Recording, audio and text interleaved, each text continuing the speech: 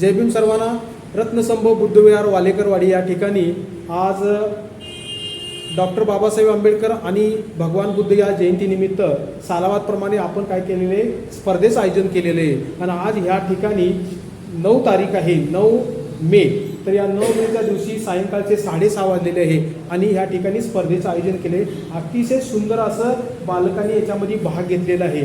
त्याचं आपण काय केलेलं आहे, स्पर्धा आयोजित केलेली आहे. स्पर्धा यशस्वी झालेल्या आहेत आणि या ठिकाणी जे परीक्षक जे म्हणून आहेत ते प्राध्यापक तुषार भोसले सर या ठिकाणी उपस्थित झालेले आहेत. त्याबरोबर श्याम भागवतकर या ठिकाणी उपस्थित झाले आहेत. तर त्यांचं आपण काय करणार आहे, मनोगत ऐकणार आहे आणि त्यांना काय वाटलं, आमच्या मुलामध्ये काय बदल घडवणं गरजेचं आहे हे पण त्यांनी साध्य करायचं आहे, सांगायचं आहे. आणि त्यांचं मनोगत मुलाबद्दल मुलांनी काय केलं पाहिजे. जय भीम सर. जय भीम. आनंद वाटला. तुम्ही प्रत्येक वर्षी या ठिकाणी काय करताय की परीक्षक म्हणून येत आहे आणि तुमच्याबरोबर भागवतकर साहेब असतात. तर ज्या स्पर्धा झाले याच्याबद्दल तुम्ही काय करायचं आहे की मुलांना मार्गदर्शन करायचं आहे. तर तुम्ही मार्गदर्शन करावं असं आम्ही विनंती करतो. खरं तर शाक्यमुनी मल्टीपर्पज चॅरिटेबल ट्रस्ट यांचे रत्नसंभव बुद्धविहार वालेकरवाडी या ठिकाणच्या सर्व कार्यकर्त्यांचं आणि मंडळांचं मी पहिल्यांदा अभिनंदन करतो. अभिनंदन याच्यासाठी करतो की आपण सालाबादाप्रमाणे डॉक्टर बाबासाहेब आंबेडकरांची जयंती दरवर्षी उत्सवात साजरी करीत असतो.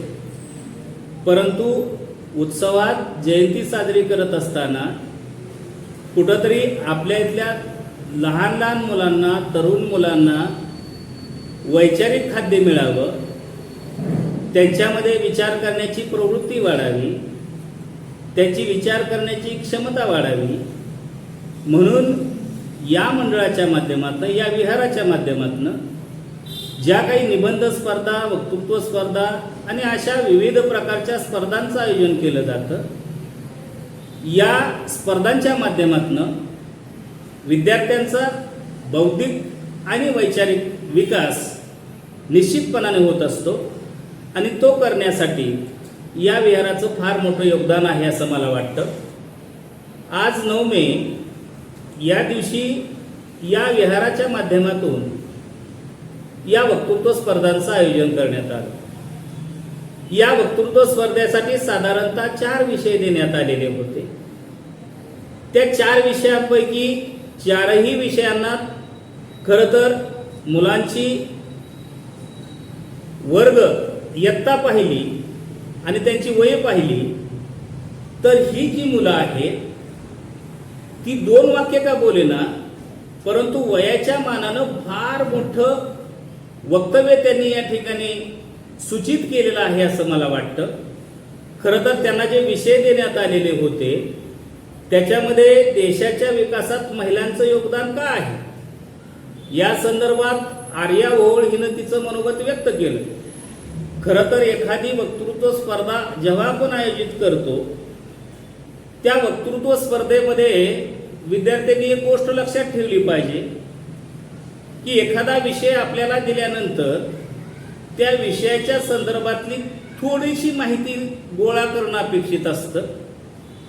कधी कधी गोळा केलेली माहिती पाठांतर करायची असते. पाठांतर केल्यानंतर जेव्हा आपण वक्तृत्वासाठी उभं राहतो तेव्हा आपल्याकडे आत्मविश्वास तेवढा दिसला पाहिजे आणि त्या आत्मविश्वासानं आपण ते मुद्दे मांडायचे असतात किंवा ते आपल्याला काही 4-2 जी वाक्य किंवा 4-2 पॅरेग्राफ आपले पाठ झालेले असतील किंवा आपण पाठ केलेले असतील ते आपण म्हणायचे असतात. परंतु प्रेक्षकांना मात्र ते पाठ केलेलं आहे असं वाटलं नाही पाहिजे. तर साधारणपणे वक्तृत्वामध्ये आत्मविश्वासाची फार महत्त्वाची गरज आहे आणि ती तुमच्यामध्ये आहे. मला फार आनंद वाटला. मी या मुलांचं पहिल्यांदा अभिनंदन करतो आणि स्वागत करतो. याच्यासाठी करतो की त्यांच्यामध्ये तो आत्मविश्वास आहे. नंबर येणं हा भाग गौण आहे, पण ज्या क्षणाला विद्यार्थ्यानं किंवा मुलांनी स्पर्धेमध्ये भाग घेतला त्याच ठिकाणी ही मुलं जिंकली असं मला वाटतं. जी मुलं स्पर्धेतच भाग घेत नाहीत ती केव्हाच पराभूत झालेली असतात. पण जी मुलं येऊन स्वतःचं नाव आणि विषय जरी सांगितला तरी ती त्याच वेळी विजयी झालेली असतात. कारण ती काळाच्या पुढे गेलेली असतात, इतरांच्या पेक्षा ती हुशार असतात. आणि म्हणून मला असं वाटतं मुलं जरी ती नसली तरी त्यांनी मांडलेला एका मुद्द्याच्या अनुषंगाने जो विचार आहे तो आम्हाला फार महत्त्वाचा वाटतो. मी मगाशी म्हणालो की आर्यानं देशाच्या विकासामध्ये महिलांचं जे योगदान आहे तिनं 4-6 वाक्य सांगितली, पण ती केवळ 4-6 वाक्य नाहीत, तिनं ती सूचित अर्थानं सांगितलेलं की आपल्या देशामध्ये तत्कालीन परिस्थिती काय होती.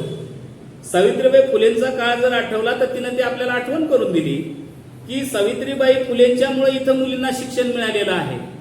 जर का सावित्रीबाई फुलेंनी दगड माती आणि शेण गोळे खाल्ले नसते आणि या मुलींना शिक्षणाचा व्रत आणि वसा घेतला नसता तर आजची महिला आम्हाला कुठंच दिसली नसती. आणि म्हणून महिलांच्या शिक्षणामध्ये योगदान जर सर्वात पहिलं कोणाचं असेल तर ते सावित्रीबाई फुले यांचं आहे. आणि या सावित्रीबाई फुलेंनी दिलेल्या शिक्षणाच्या आधारे पुढे मुली शिकत राहिल्या. सुरुवातीच्या काळात जेव्हा 7 मुली होत्या त्या 7 वेगवेगळ्या समाजातल्या मुली सावित्रीबाई फुलेंच्याकडे होत्या.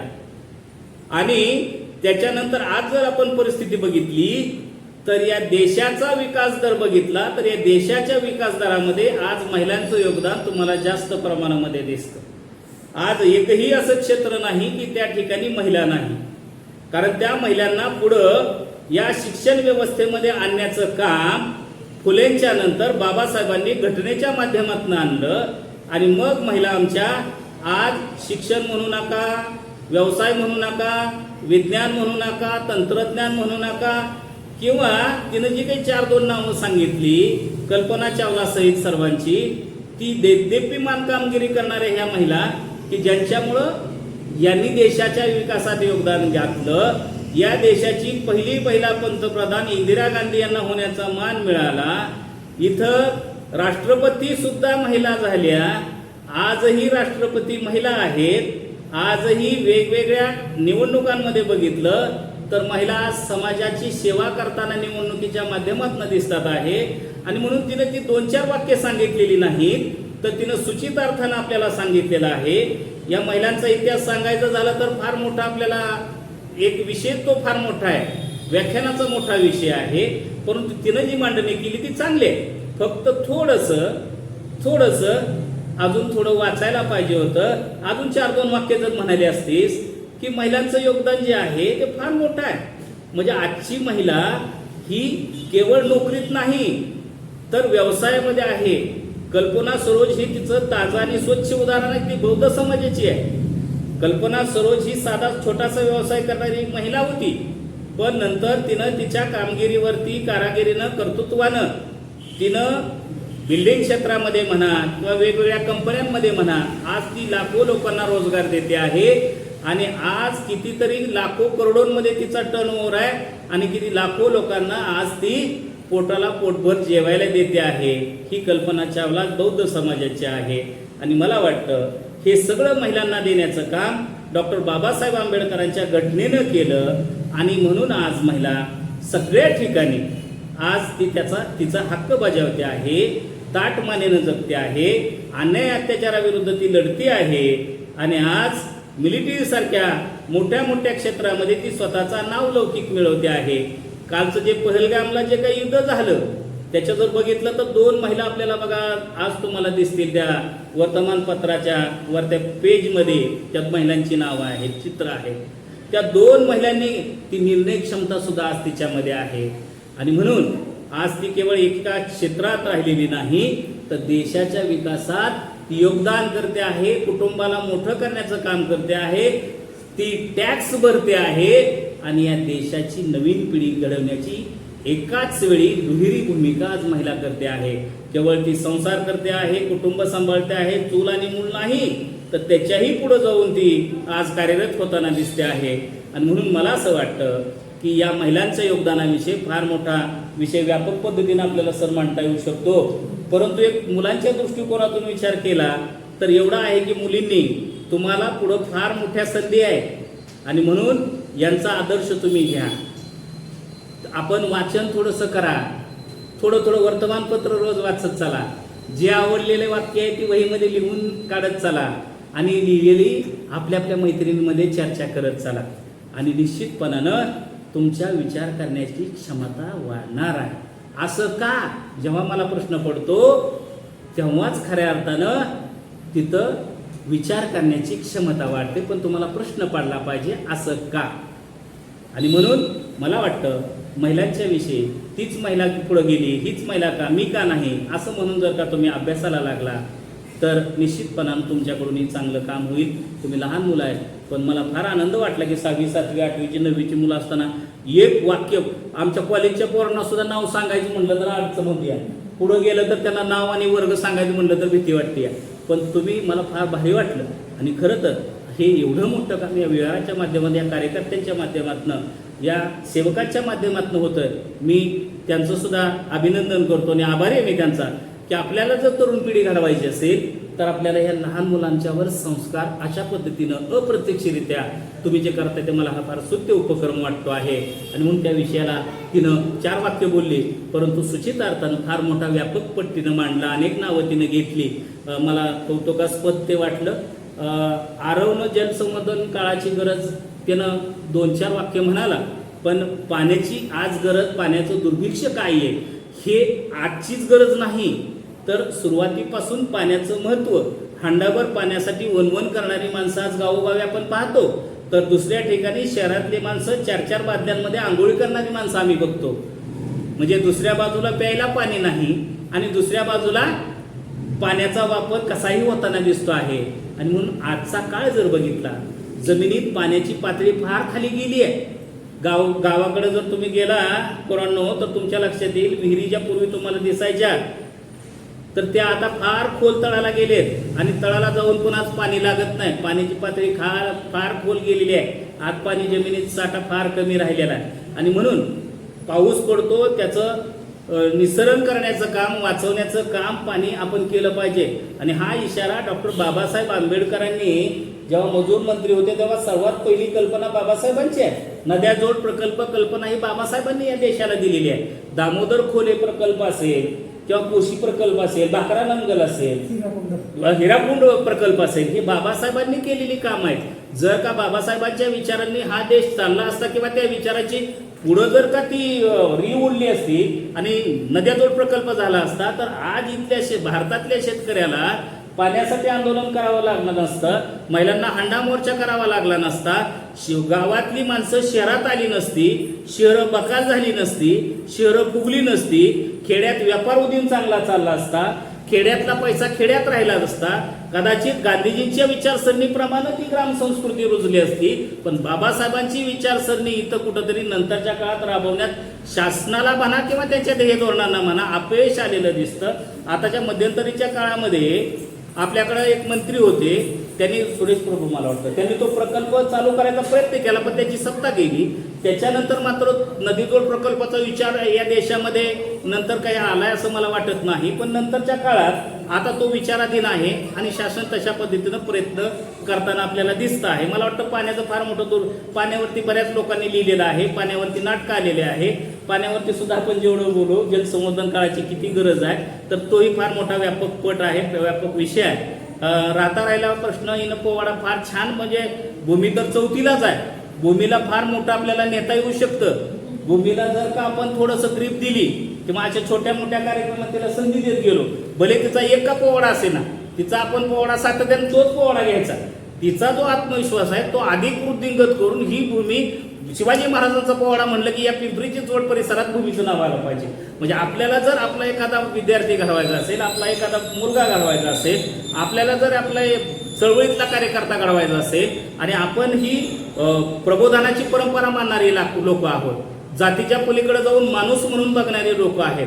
म्हणून राजांची जी शिकवण आहे, राजांचे जे विचार आहेत, राजांची विचारसरणी म्हणजे बुद्धाची विचारसरणी की आजपर्यंत तिरुपत नरेंद्र दाभोळकरांपर्यंत येताना आपल्याला दिसते. म्हणून मला एवढं सांगा की भूमीने जो शिवाजी महाराजांचा पोवाडा, छत्रपती शिवाजी महाराजांचा पोवाडा गायला, अतिशय उत्कृष्ट पोवाडा गायला, तिनं त्या पोवाड्याच्या माध्यमातून छत्रपती शिवाजी महाराजांचं मोठेपण म्हणजे ते सुद्धा वक्तृत्व आहे अप्रत्यक्षरित्या, तिनं मांडलेलं छत्रपती शिवाजी महाराजांचे विचारच आहेत.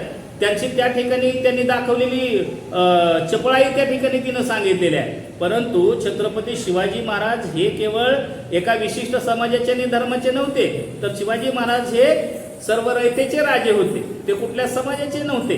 आणि म्हणून कुळवाडी भूषण हा पहिला पोवाडा महात्मा फुलेंनी छत्रपती शिवाजी महाराजांच्यावरती लिहिला. छत्रपती शिवाजी महाराजांची समाधी सर्वात पहिल्यांदा महात्मा फुलेंनी रायगडावर शोधली. सर्वात पहिल्यांदा जयंती छत्रपती शिवाजी महाराजांची महात्मा फुलेंनी केली. छत्रपती शिवाजी महाराजांनी केवळ अफजल खानाचा वध केला एवढ्यापुरते छत्रपती शिवाजी महाराज मर्यादित नाहीत, तर छत्रपती शिवाजी महाराजांच्याकडं 11 गुण आहेत. 11 गुण की जे 11 गुण या तुम्हाला बुद्धाच्या तत्वज्ञानात दिसतात आणि ते 11 गुण बाबासाहेबांनी घटनेच्या माध्यमातून ते तुमच्या माझ्यापर्यंत परंतु ते विचार, ती विचारधारा आपण अशा पद्धतीनं समाजामध्ये पोहोचवली पाहिजे. काही का असेना भूमीसारखे अनेक मुलं आपल्याला इथं त्या छत्रपती शिवाजी महाराजांच्या इतर विचारांवर तयार करता येऊ शकतात, पण भूमीनं गायलेला जो पोवाडा आहे अतिशय स्तुत्य आहे. राजांच्या बद्दल सुद्धा फार मोठं चिंतन आपलं होऊ शकतं. वेगवेगळ्या विचारधारा असतात, परंतु आपण काय वाचतो, कोणाचं वाचतो याला सुद्धा फार महत्त्व असतं. कारण ज्याला शिवाजी जसा पाहिजे त्यानं रेखाटलाय, पण आम्हाला मूळचा शिवाजी आमचा कसा वस्तुस्थितीतला, तर ते वाचण्यासाठी तुम्ही मुलांनो चांगली चांगली छोटी छोटी गोष्टींची पुस्तकं वाचा. शिवाजी महाराजांच्या बद्दल, तुम्हाला जिजाईबद्दल, शहाजीराजांच्या बद्दल जिथं जिथं वाचायला मिळेल ते तुम्ही वाचन करा. वाचलेलं तुमच्या मित्रमैत्रिणींबरोबर चर्चा करा आणि मग तुम्हाला छत्रपती शिवाजी महाराज हळूहळू जसं मोठे व्हाल तसं तुम्हाला चांगल्या पद्धतीनं कळतील. म्हणून भूमीचं सुद्धा टाळ्या वाजवून आपण सगळ्यांनी स्वागत करूया, अभिनंदन करूया. भूमीनं छान पोवाडा गायला. आणि आता अनिशा बाबासाहेबांच्या सामाजिक कार्यावर बोलणार होती, परंतु तिनं अचानकच म्हणाली माझं नाव खोडा. पण काही हरकत नाही. बाबासाहेब जनरली बाबासाहेबांच्या नामदेव ढसाळ एका ठिकाणी म्हणाले होते की बाबासाहेबांच्या घरामध्ये किंवा आंबेडकरी समूहामध्ये जन्माला येणारे आमची जी मुलं असतात ह्या मुलांना आम्ही चळवळ कधी शिकवतच नाही. कारण ती मुलं जन्माला आली की आमची चळवळच असते. कारण ती मुलं आमची चळवळ जय भीम पहिल्यांदा बोलायला सुरुवात केली की आमची चळवळ तिथनं सुरुवात होते, त्याला आम्हाला शिकवावं लागत नाही. म्हणजेच काय तर बाबासाहेब हा आम्हाला घरात बालपणापासूनच समजायला सुरुवात होते. डॉक्टर बाबासाहेबांचं योगदान आम्हाला गाण्याच्या माध्यमातून बालपणापासून कळतं. याच्यासाठी तुम्ही छोटी छोटी बाबासाहेबांची पुस्तकं वाचा. बाबासाहेबांचं बालपण कसं गेलंय हे बाकी मी निबंध एक वाचलाय, छान लिहिलंय निबंध, 7वीचं येते. तिनं महुला कधी साल तिनं फार करेक्ट लिहिलेत, सगळ्या पदवीपर्यंतचे साल लिहिलेत. काय लिहिते याच्यापेक्षा कसं लिहिते याला महत्व आहे. आणि तिनं फार चांगलं मांडलंय निबंधात सुद्धा. म्हणजे तेच तिला बाबासाहेबांचं कार्य जी कुणी मुलगी तिनं बाबासाहेबांचं कार्य म्हणजे काय तर बालपण किती हालाकीत गेलेलं आहे. मग बाबासाहेबांना असं का वाटलं की आता मला बाबासाहेब पाहिजे, तर बाबासाहेब काही होऊ शकले असते. या जगातला सर्वात श्रीमंत माणूस आज बाबासाहेब असते, पण बाबासाहेबांनी ते केलं का? ते नाही केलं. बाबासाहेबांनी तुमच्या आणि माझ्यासाठी महात्मा फुलेंच्या विचारसरणीवर आधारित राहून छत्रपती शाहू महाराजांची आणि सयाजीरावांची सातत्यानं उराशी कल्पना बाळगून तशा पद्धतीनं आपल्यापर्यंत ती विचारधारा बाबासाहेबांनी पोचवली.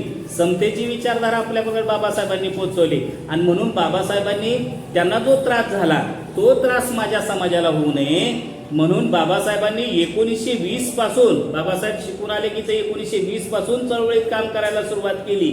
बाबासाहेबांच्या इतर अनेक लोकांच्या पुढे अनेक प्रश्न होते त्यावेळेस देशापुढचे, पण बाबासाहेबांच्या पुढं समाजाचा प्रश्न होता, इतर लोकांच्या पुढं स्वातंत्र्याचा प्रश्न होता. बाबासाहेब म्हणायचे नाही, इथं मला सामाजिक चळवळ पहिली महत्वाची आहे. काही लोक म्हणायची स्वातंत्र्य हा माझा जन्मसिद्ध हक्क आहे आणि मग तो मिळवल्याशिवाय मी राहणार नाही. पण जर का ते कदाचित म्हणाले असते त्यावेळी की अस्पृश्यता नष्ट करणं हा माझा जन्मसिद्ध हक्क आहे, तर कदाचित ते बाबासाहेबांच्या पेक्षाही आज मोठे आम्हाला दिसले असते नव्हे, तर आम्ही त्यांना आमच्या हृदयात ठेवलं असतं. आज बाबासाहेबांनी ज्यांना ज्यांना गुरु मानलं ती आमची प्रेरणास्थान आज आहे. बाबासाहेबांनी महात्मा फुलेंना कधी पाहिले नाही, कारण बाबासाहेबांचा जन्म 1891चा आहे आणि महात्मा फुलेंचा मृत्यू 1890चा आहे, पण तरीही बाबासाहेब गुरु का मानतात हे तुम्हाला प्रश्न पडले पाहिजे. तर तसं तुम्ही वाचन केलं पाहिजे. मग बाबासाहेबांनी महात्मा फुले वाचून वैचारिक प्रेरणा घेऊन वैचारिक गुरु मानून त्यांना गुरुस्थानी मांडलं. मग बाबासाहेबांनी चळवळीत सुरुवात काम केली तुमच्या माझ्यासाठी, आणि मग वेगवेगळ्या प्रकारचे वेगवेगळ्या पातळ्यावरचे लढे बाबासाहेबांनी दिले. कधीही रक्ताचा थेंब आपल्या अनुयायांचा घालवला नाही त्यांनी. विचारांचा लढा विचारांनी दिला. वैचारिक चळवळ जागी केली. बाबासाहेबांनी आपल्यासाठी आपल्याला कुत्री मांजरं पाणी प्यायची, तिथं आपल्याला पाणी पिण्याची मुभा नव्हती, पण बाबासाहेबांनी आपल्यासाठी पाण्याचा संघर्ष केला. त्याला आपण महाडचा संघर्ष असं म्हणतो. आपल्याला कधी मंदिरामध्ये जाऊ दिलं जात नसायचं, बरोबर. मग मंदिरामध्ये जाऊ दिलं जात नसायचं म्हणून बाबासाहेबांनी आंदोलन केलं का? तर नाही. आम्हीही माणसं आहोत, आम्हालाही माणसांसारखं जगता यावं, आम्हालाही ते अधिकार मिळाले पाहिजेत. आणि म्हणून बाबासाहेबांनी काळाराम सत्याग्रह सुद्धा केला. बाबासाहेबांनी अनेक प्रकारची मूकनायक पासून बहिष्कृत भारतपर्यंतची नावं आपल्याला देऊन वर्तमानपत्र चालू केलं. बाबासाहेबांनी वर्तमानपत्र का चालू केलं?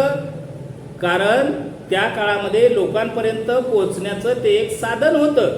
आणि म्हणून बाबासाहेबांनी सामाजिक कार्य करत असताना वेगवेगळ्या पातळींवरती लढे दिले. बाबासाहेबांनी केवळ तेच केलं नाही, तर 1920 ते 1956 हा जर पट बघितला बाबासाहेबांच्या आयुष्यातला, तर जे पण काही केलंय ते सगळं तुमच्या आणि माझ्यासाठी केलंय. तुम्ही आणि मी, आपलं जे अस्तित्व आहे ते बाबासाहेबांच्या मुळे आहे. म्हणून आपल्याकडचे गायक म्हणतात, घेतो तो श्वास आणि खातो तो घास बाबासाहेबांमुळे आहे. म्हणून खातो त्या भाकरीवर बाबासाहेब तुमची सही आहे. आणि म्हणून बाबासाहेबांचं सामाजिक योगदान तुमच्या माझ्यासाठी नव्हे, तर या अखंड देशासाठी फार मोठं आहे. इथं महिलांसाठी फार मोठं बाबासाहेबांचं योगदान आहे. बाबासाहेबांनी हिंदू कोड बिल लिहिलं. हिंदू कोड बिलाच्या माध्यमातून इथल्या सगळ्या स्त्रियांच्या प्रति बाबासाहेब स्वतः मंत्री असताना भांडले. तो कायदा मंजूर होईना, मग बाबासाहेबांनी मंत्रिपदाचा राजीनामा दिला. या देशामध्ये नव्हे तर जगामधलं पहिलं उदाहरण असं असेल की कोणासाठी तरी राजीनामा केंद्रीय मंत्रिपदाचा राजीनामा दिला. ते तुम्हाला इतिहासामध्ये केवळ आणि केवळ बाबासाहेब दिसतील. बाबासाहेब हे दूरदृष्टीचे होते.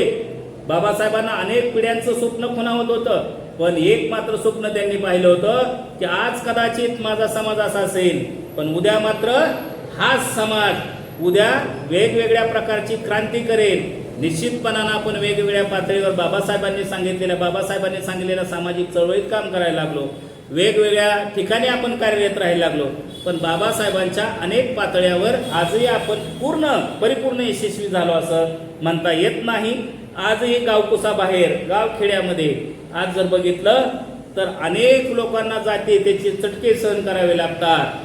वर्तमानपत्र तुम्ही उघडलं तर मराठवाड्यामध्ये कुठंतरी कुठल्या तरी दलितावर अन्याय अत्याचार झालेला तुम्हाला दिसेल. कुठलंही वर्तमानपत्र उघडलं, कदाचित काही वर्तमानपत्र ह्या बातम्या देत नाही, परंतु जी चळवळीला मुखपत्र म्हणतात अशा वर्तमानपत्रातनं मात्र आपल्या दलितांच्यावर आजही जातीयतेच्या नावानं वेगवेगळ्या अनुषंगानं आज अन्याय होतो आहे. आणि म्हणून बाबासाहेबांनी आपल्यावरती जी जबाबदारी दिलेली आहे ती जबाबदारी पूर्ण करण्यासाठी शिक्षण हा आपला तिसरा डोळा आहे असं महात्मा फुले म्हणायचे. ते अगदी खरं आहे. कारण शिक्षणामुळं माणूस ज्ञान घेतो आणि ज्ञानामुळे विचार करतो, आणि विचार केलं तर चांगलं आणि वाईट कळतं. आणि म्हणून चांगलं आणि वाईट हे कळायचं असेल तर बाबासाहेबांनी आपल्याला शिकायला सांगितलं, आपण शिकलं पाहिजे. तुम्ही विद्यार्थ्यांनी शिकून तुम्हाला जे जे प्रश्न पडले ते विचारलं पाहिजे. तुम्ही बाबासाहेब वाचले पाहिजेत, फुले वाचले पाहिजे, शाहू वाचले पाहिजेत, तर तुम्हाला बाबासाहेबांची सामाजिक कार्य कळून येईल. बाबासाहेबांनी शिक्षणामध्ये फार मोठी क्रांती केली. बाबासाहेबांनी शिक्षण घेण्यासाठी फार मोठा संघर्ष केला, पण आपल्याला मात्र खुलं शिक्षण केलं. बाबासाहेबांनी इथल्या 7,623 जातींना एकत्रित केलं आणि या देशाची भारतीय राज्यघटना लिहिली की ज्या भारतीय राज्यघटनेची 395 कलम आहेत. आणि 395 कलमामध्ये 340, 341 आणि 342 ही जी कलम आहे ही आरक्षित कलम, आरक्षणाची कलम आहे. आणि बाबासाहेबांनी या सर्व 7,623 जातींचा विचार केला आणि इथल्या एकूणच समाजाला माणसासारखं वागावं म्हणून घटना दिली. त्याच्यासाठी काही मार्गदर्शक तत्व दिली, काही हक्क दिले, तशी काही कर्तव्ये दिली. मला वाटतं या जगानं नव्हे तर भारतानं सुद्धा जर का असा विचार केला आणि मुलांनी सुद्धा थोडं बाबासाहेब वाचत गेला तर बाबासाहेबांचं सामाजिक कार्य फार मोठं आहे. मुलांना तुम्हाला हळूहळू कळेल. गाण्यातनं आपली गाणी ती रोज सकाळी वाचायची, बुद्धवंदना ऐकायची आणि बुद्धवंदना झाली की बाबासाहेबांची गाणी वाचायची. आपल्याला सामाजिक कार्य बाबासाहेबांचं तिथंच कळतं, आपल्याला कुणी सांगायची गरज नाही. पण बाबासाहेब अजून जाणून घ्यायचे असतील तर बाबासाहेबांची पुस्तकं वेगवेगळी वाचा. जिथं बाबासाहेबांच्यावर काय लिहून येईल ते वाचले की 2-2 वाक्य लिहून काढा. जे जे चांगलं वाटतं ते लिहून काढा आणि मग त्याच्यानंतर ती कधीतरी संकलित करा. आता सुट्टी उन्हाळ्याची आहे, वाचायला बसायचं ती वही घेऊन. बाबासाहेबांची 4 वाक्य असतील वाचायचं, महात्मा फुलेंची 4 वाक्य असतील वाचायचं. महात्मा फुलेंनी फार छान पद्धतीनं महात्मा फुलेंचं तृतीय रत्न नाटक तुम्ही वाचा, म्हणजे तुमच्या लक्षात येईल की महात्मा फुलेंनी जो इशारा दिला होता त्या काळामध्ये, आज प्रश्न आरक्षणाचा तो भेडसावत आहे. आज कोण नेमकं आरक्षण खातं आहे ते तुम्हाला म्हणजे तुम्हाला कळणार नाही कदाचित मी काय म्हणतो लहान तुम्ही, पण आपल्याला कळायला बाबासाहेबांच्या योगदानावर तुम्ही मुलांनी 4 गाणी जरी म्हटलं असता तरी मला सामाजिक योगदान बाबासाहेबांचं, पण मला माहिती आहे तुम्हाला ते माहिती आहे. फक्त तुम्हाला वाटलं कसं काय म्हणायचं, सरांना तर माहितीच आहे की, असं नाही. आपल्याला जी गोष्ट माहिती आहे ती इतरांना माहिती असली तरी आपण सांगायची असते, आणि ती सांगितली तर ती अधिक घट्ट होत जाते. एकच विचार दुसऱ्यापर्यंत पोहोचवता येतो, आणि अशा पद्धतीने ती विचारधारा आपल्याला पोहोचवता येते. या देशामध्ये देशाला पुढे नेण्याचं काम सगळ्यात पहिलं कोणी केलंय तर ते डॉक्टर बाबासाहेब आंबेडकरांच्या भारतीय राज्यघटनेने केलंय. आणि म्हणून इथं कुणीही मोठा असला तरी बाबासाहेबांनी एक मत देण्याचा अधिकार दिलाय. कितीही मोठा माणूस असू दे, अंबानी असला तरी एक मत, आणि आपण इथं घरात राहतो साध्या तरी आपल्याला एक मत. बाबासाहेबांनी ही फार मोठी किमया केली, नेमकं याचाच आम्हाला विसर पडलाय, आणि म्हणून त्याचा सुद्धा आज गोंधळ होताना दिसतो आहे. अनेक पक्ष अनेक संघटना आपल्या आहेत, परंतु राजकीय यश मात्र आपल्याला येताना दिसत नाही. कदाचित आपल्यामध्ये वेगळ्या पद्धतीची विचार करण्याची कदाचित सगळेच हुशार झाले, सगळ्यांनाच कळायला लागला असं पण असू शकतं त्याच्यातला एक भाग, परंतु चळवळ मात्र कधीही मरणारी नाही. चळवळ ही सातत्यानं जिवंत राहणारी आहे, आणि म्हणून आपल्याला या व्यवस्थेला प्रश्न विचारता आला पाहिजे की जो प्रश्न नामदेव ढसाळने विचारला होता, स्वातंत्र्य कुठल्या गाडवीचं नाव आहे, रामराजेच्या कितव्या घरात आपण राहतो, उद्गम विकास उंची, कंचा मूलभूत अर्थ स्वातंत्र्याचा, असाही स्वातंत्र्याला प्रश्न विचारणारा नामदेव ढसाळ बाबासाहेबांची प्रेरणा म्हणूनच मानू शकतो. दया पवारांसारखा माणूस सुद्धा तो शिक्षण घेतलं, पण इथली जातीयतेचं चटकं मात्र अस्वस्थ करायला लागले. जातीयता मात्र सोडेना, किती तुम्ही उच्च पदावर जा, तुम्हाला त्या पदाच्या नुसार पाहिलं जात नाही, तर तुम्हाला तुमच्या नावानं आडनावानं आणि जातीनं पाहिलं जातं. आणि मग दया पवार म्हणतात, कशाला बरं झाली पुस्तकाची ओळख, बऱ्या गावच्या ओळाचा गोटा, गावची गुरं वळली असती, असल्या इंगड्यात असल्या नसत्या. म्हणजे बरं होतं, आडांचोट होतो त्यावेळेस, पाटलाची गुरं बिरं हाकली असती, प्रश्न पण पडत नव्हता. शिकलोय पण प्रश्न पडायला लागलेत, आणि मग नोकरीला लागलोय, पण ही व्यवस्था मात्र जातीचं पाठ सोडे नाही. मग प्रश्न पडायला लागला, कशाला बरं झाली पुस्तकांची ओळख, बऱ्या गावच्या ओळाचा गोटा, गावची गुरं वळली असती, असल्या इंगड्यात असल्या नसत्या. हे बाबासाहेबांच्या सामाजिक चळवळीतनं आलेलं योगदान आहे. परत आमची ज्योती लांजेवार म्हणते, महिला आहे, नागपूरच्या ज्योती लांजेवार कवयित्री आहे, त्या म्हणतात, हे कृष्णा तुझ्या राज्यात आया बहिणींवर अत्याचार होतात फार, हे कृष्णा तुझ्या राज्यात आया बहिणींवर अत्याचार होतात फार, अंगभर वस्त्र पुरवू नकोस, पण वस्त्र ओढणारे हात मात्र मुळासकट छाटून काढ. ही किमया बाबासाहेबांच्या सामाजिक योगदानाची आहे, बाबासाहेबांच्या प्रेरणेची आहे, म्हणून आपण ठामपणानं. म्हणून त्या म्हणतात, पूर्वी होतं असं सांगितलं जातं की कृष्णानं तो साडीचा जो काही साडी दिली द्रौपदीला, आणि वस्त्रहरण होत असताना साडी पुरवली, आणि म्हणून ते म्हणतात, आता आम्हाला तसलं नको, आम्हाला हे कृष्णा तुझ्या राज्यात आया बहिणीनं अत्याचार होत. आज मात्र गावोगावी गल्लोगल्ली स्त्रियांमध्ये अन्याय अत्याचार होतो आहे, आम्हाला तसं नको आहे. आता आम्हाला एक पाहिजे, हात ओढणारे वस्त्र ओढणारे हात मात्र मुळासकट छाटून काढलं पाहिजे. ही बोलण्याची क्षमता बाबासाहेबांच्या प्रेरणेची आहे.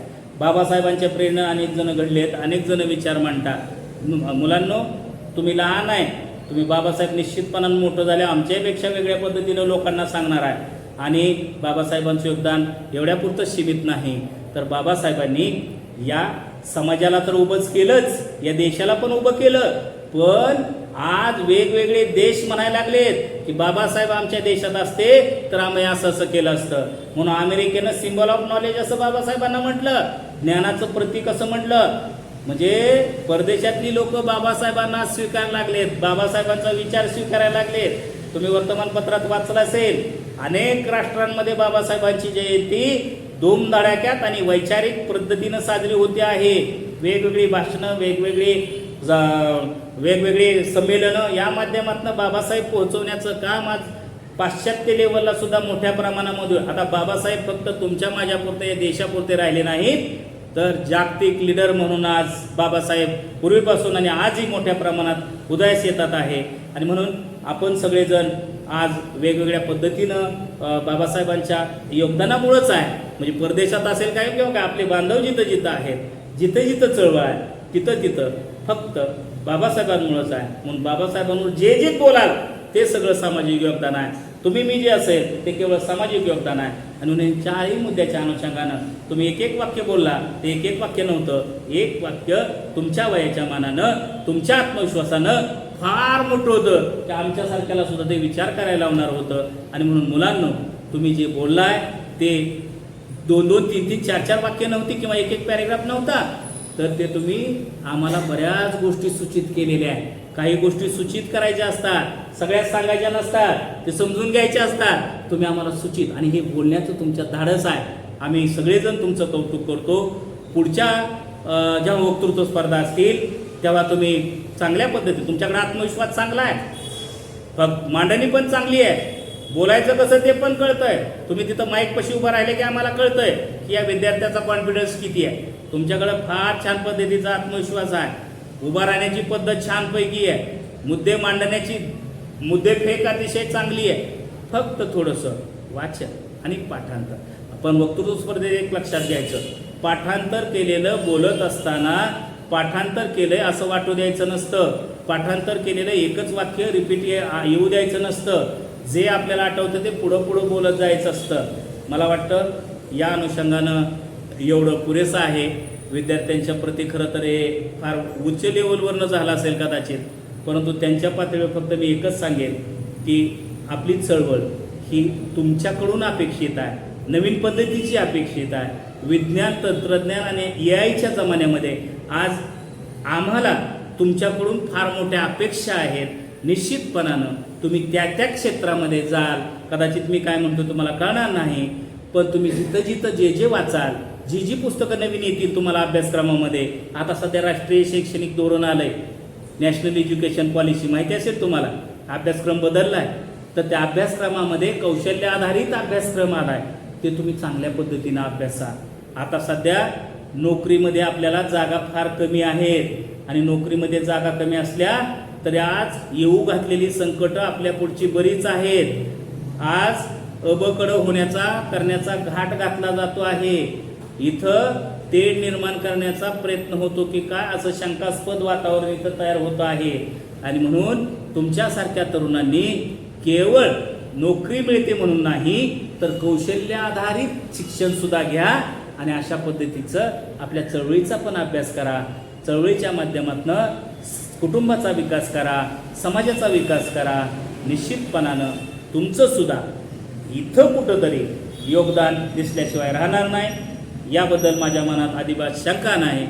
मला वाटतं मला या ठिकाणी बोलवलं, मला खरं तर परीक्षण करण्याची आपण संधी दिली. मी आपल्या सर्वांचा खूप खूप आभारी आहे. मुलांशी मला संवाद साधण्याची आपण संधी करून दिली, त्याबद्दल मी परत एकदा आपले आभार व्यक्त करतो. इथल्या सर्व ज्येष्ठ मंडळींना मी सविनय जय भीम करतो. आपण मला ऐकून घेतलं त्याबद्दल परत मी आपले आभार मानतो आणि या ठिकाणी थांबतो. जय भीम. तुषार भोसले सरांनी जे मार्गदर्शन केलेलं आहे विद्यार्थ्यांना, ते अतिशय अनमोलाचं आहे. तर त्याच्यावर त्यांनी चिंतन करावं, विचार करावं, आणि पुढच्या स्पर्धेला चांगल्या प्रकारे तयारी करून यावं. आणि त्यात ते सरांनी जे मुद्दे जे सांगितलेले आहेत ते अतिशय 2 महत्त्वाचे आहेत. एक म्हणजे तुमचं वाचन वाढलं पाहिजे, चिंतन वाढलं पाहिजे.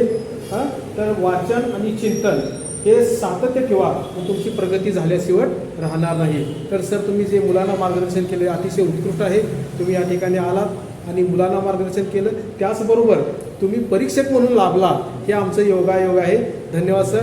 सर, विशेष म्हणजे डॉक्टर तेलंग महाविद्यालय या ठिकाणी मराठी विभागाचे विभाग प्रमुख म्हणून काम करतात. तर त्यांचा लाभ होणे आणि त्यांचं तुम्हाला भाषण किंवा मनोगत किंवा मार्गदर्शन मिळणे हे तुमच्या दृष्टीने अतिशय महत्त्वाचं आहे. तर या ठिकाणी सर आला त्याबद्दल तुमचं आभार मानतो. धन्यवाद.